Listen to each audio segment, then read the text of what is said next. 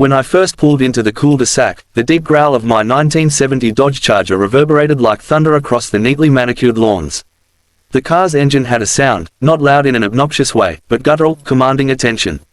Heads turned. Curtains shifted. I could practically feel a dozen pairs of eyes drilling into my back as I eased the car into my new driveway.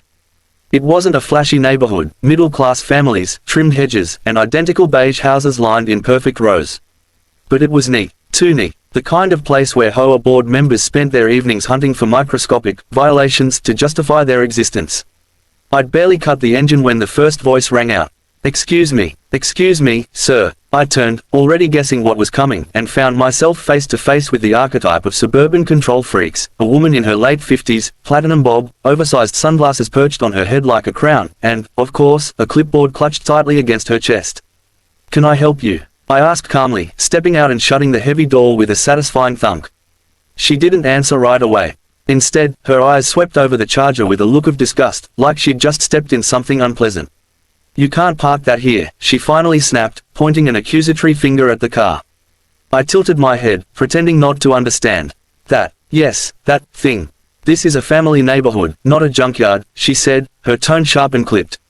I couldn't help but chuckle under my breath. "It's my driveway," I said. "And my house. I think I can park whatever I want here." She ignored the logic entirely. "Junk vehicles are prohibited. It's in the HOA handbook," she said, flipping open her clipboard to some random page as if the scribbles there were gospel. "If it doesn't start properly, if there's visible rust, or if it looks abandoned, it cannot stay here. And this," she waved a manicured hand at my Charger, "is clearly an eyesore." By now, I could feel the neighbors gathering, subtle at first, then less so.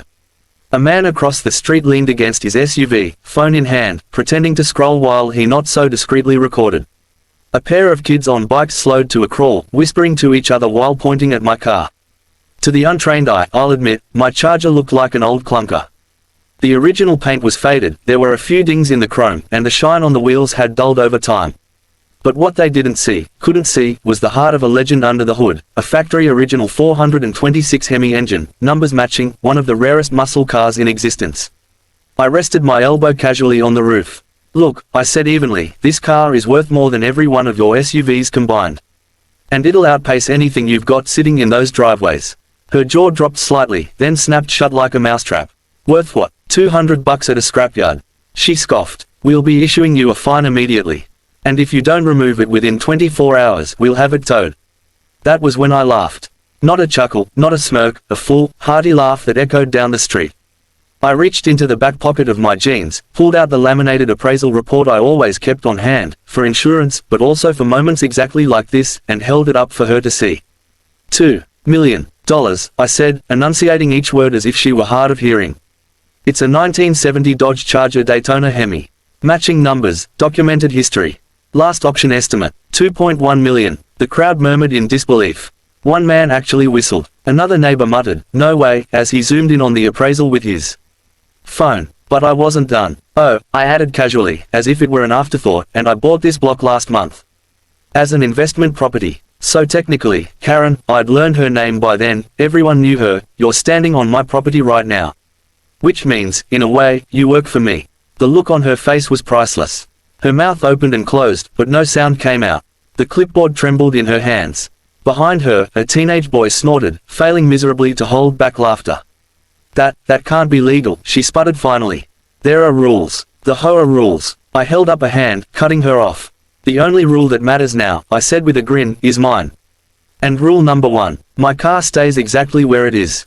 I turned my back to her, climbed into the driver's seat, and fired up the Charger. The engine roared to life, a deep, throaty rumble that vibrated through the ground and silenced every whisper around us. I eased it forward just a few feet, purely for dramatic effect, then killed the engine and stepped out, tossing the keys in my hand. Karen stood there, red-faced and seething, while the rest of the neighbors exchanged hushed whispers and barely concealed grins. As I walked toward my front porch, one of the younger guys, early 30s, baseball cap, still holding his phone, gave me a nod. "Nice ride, man," he said with genuine appreciation. I nodded back. "Thanks. She's a beast." By the time I disappeared inside, Karen was storming down the street, muttering under her breath about lawyers and violations. I didn't care. Let her stew. If there's one thing I've learned, it's this: nothing humbles a self-appointed neighborhood tyrant faster than realizing the person they're trying to bully holds the title, both to the car they mocked and to the ground they're standing on. The neighborhood hadn't been quiet since that first day. For the next week, I could feel the eyes on me every time I stepped outside. Curtains twitched, voices hushed, and Karen's car, her spotless white Lexus, seemed to cruise past my house more often than should be considered casual. She wasn't done with me. Not by a long shot. I caught her one morning, standing near the mailbox with her little clipboard, snapping pictures of the Charger. She thought she was being slick, angling her phone like some secret agent, but I walked right up to her with a mug of coffee in my hand. "Morning," I said, smiling pleasantly. She flinched like I'd caught her trespassing, which, technically, she was. "Just documenting violations," she said, adjusting her sunglasses. "Violations," I repeated with a raised eyebrow. "On my property. This is still an Hoa neighborhood," she sniffed. "Your vehicle is disturbing the aesthetic of our community." I leaned against the mailbox and took a slow sip of coffee, letting her words hang in the air. "Karen, I don't think you understand," I said finally, my tone calm but edged with steel. "I own your house." That stopped her cold. Her lips trembled, but she quickly recovered. "You can't." I cut in smoothly. "When the developer ran into financial trouble last year, I bought the entire block at auction. Every lot, every house, including yours." The color drained from her face as realization hit. "You pay rent, Karen," I added casually, almost conversationally. To me, it was the kind of silence you could slice with a knife. From that moment on, the game changed. The gossip spread faster than wildfire. By lunchtime, everyone in the cul-de-sac knew the story. Karen, the self-appointed queen of the Hoa, technically living under my roof, while I parked a junk car worth more than all their homes combined in the driveway. But I didn't buy the block to flex. At least, not entirely. My real goal was to fix up the neighborhood, invest in the properties, and eventually sell them at a profit. Still, if it meant Karen had to swallow her pride every time she walked past my house, I wasn't complaining. 2 days later, the inevitable happened, an Hoa emergency meeting at the community center. I showed up in jeans, a plain black t-shirt, and my old leather jacket. Karen was already there, perched at the head of the table like some suburban monarch, flanked by her loyal lieutenants, 2 other board members, both glaring at me like I'd just spray-painted graffiti on their pristine sidewalks. "Thank you for joining us," Karen began, her voice tight, controlled. "We're here to address the issues your presence has caused in our community." "Such as?" I asked, folding my arms and leaning casually against the wall. She straightened her clipboard and cleared her throat. "Your vehicle, the noise, the inappropriate behavior of revving that engine late at night, and the general disregard for the HOA's standards." I smirked. "Karen, I haven't so much as touched that car after 7 p.m. And as for the HOA's standards," I reached into my bag, pulled out a thick folder of paperwork, and dropped it onto the table with a satisfying thud. "This," I said, flipping it open, "is the legal documentation showing that I own the land this neighborhood sits on. The Hoa can't enforce rules on property owned by the landlord without explicit agreement. And guess what? I've revoked that agreement." Her face flushed crimson. You can't just," she sputtered. I said evenly. And I did. The room went dead silent. One of the board members, a balding man with a nervous tic, adjusted his glasses and muttered, "Technically, he's right, Karen." I let the words sink in. "From this point forward," I continued, "I'm not just the guy with the classic car you all think looks out of place. I'm the landlord. I decide what happens here.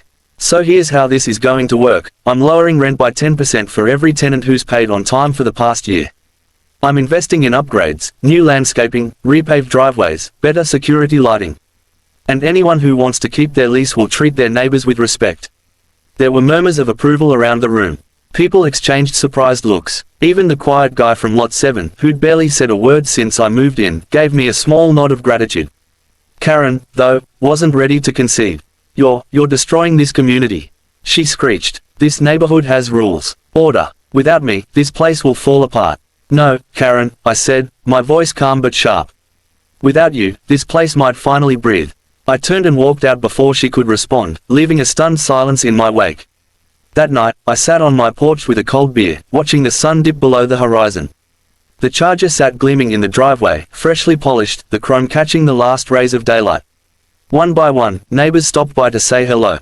The couple from across the street brought over a plate of cookies. The single mum from the corner lot thanked me quietly for lowering her rent. The quiet guy from Lot 7 handed me a business card. Turned out he ran a detailing shop and wanted to help restore the Charger to show condition. For the first time, the street felt welcoming.